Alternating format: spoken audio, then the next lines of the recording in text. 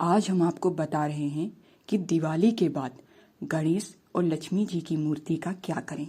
अगर आप अपने घर में भगवान कुबेर की भी मूर्ति लाते हैं तो उनका क्या करें। यदि आप सोने चांदी की मूर्ति रखते हैं अपने घर में तो उनका क्या करें, और जो मूर्ति पुरानी हो जाती हैं उन मूर्तियों का क्या करें।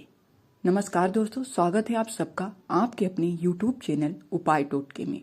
चलिए शुरू करते हैं। दोस्तों, दिवाली का त्योहार इस साल 31 अक्टूबर 2024 को मनाया जाएगा।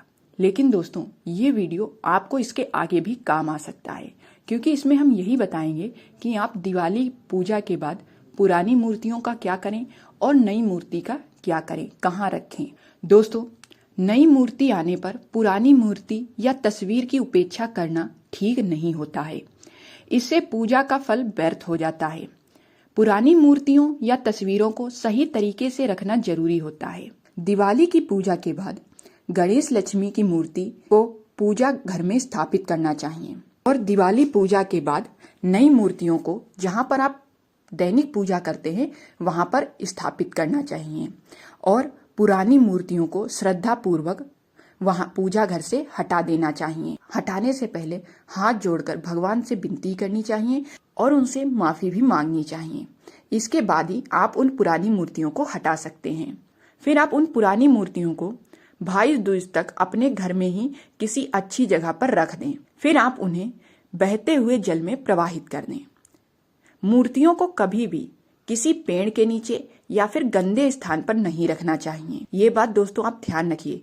अगर आपको बहता हुआ जल नहीं मिल रहा है तो आप मूर्तियों को किसी भी पेड़ के नीचे ना रखें, क्योंकि दोस्तों पेड़ के नीचे मूर्तियां रखी रहती हैं और वो ऐसे ही पड़ी रहती हैं, जिसके कारण मूर्तियों को क्षति पहुंचती है, मूर्तियां टूट फूट जाती हैं। इसी कारण मूर्तियों को प्रवाहित करना हमारे धर्म में सबसे उचित माना गया है।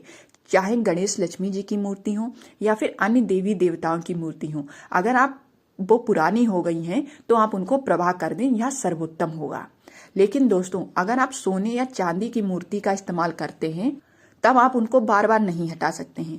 तो ऐसे में यदि आप सोने या चांदी की मूर्ति का इस्तेमाल करते हैं तो आप उन्हें दिवाली के दिन आप उन्हें अच्छे से साफ करके उनकी पूजा, नए वस्त्र, आसन आदि देकर आप उनकी पूजा कर सकते हैं, और फिर उन्हें आप पुनः अपने पूजा स्थान में रख सकते हैं।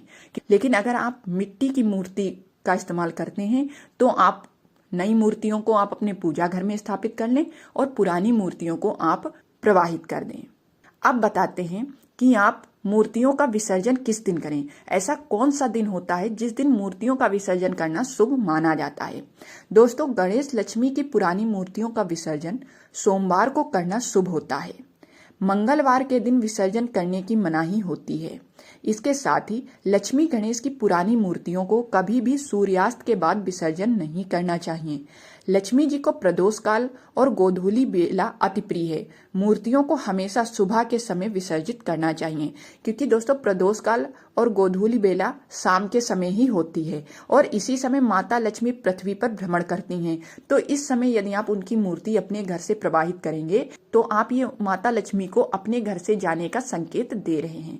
इसीलिए मूर्तियों का विसर्जन सुबह के समय करना सबसे सर्वोत्तम माना गया है। तो दोस्तों, अब आशा करती हूँ कि आपको मूर्तियों से जुड़ा हुआ कोई भी कंफ्यूजन नहीं होगा। अगर आपका भी ज्योतिष से जुड़ा हुआ, वास्तु से जुड़ा हुआ कोई सवाल है तो आप हमें कमेंट में पूछ सकते हैं। अगर हमें आपका सवाल उचित लगेगा तो हम उस बारे में आपको जानकारी देने का पूरा प्रयास करेंगे। मिलते हैं हम आपसे अगले वीडियो में। तब तक के लिए जय श्री राम।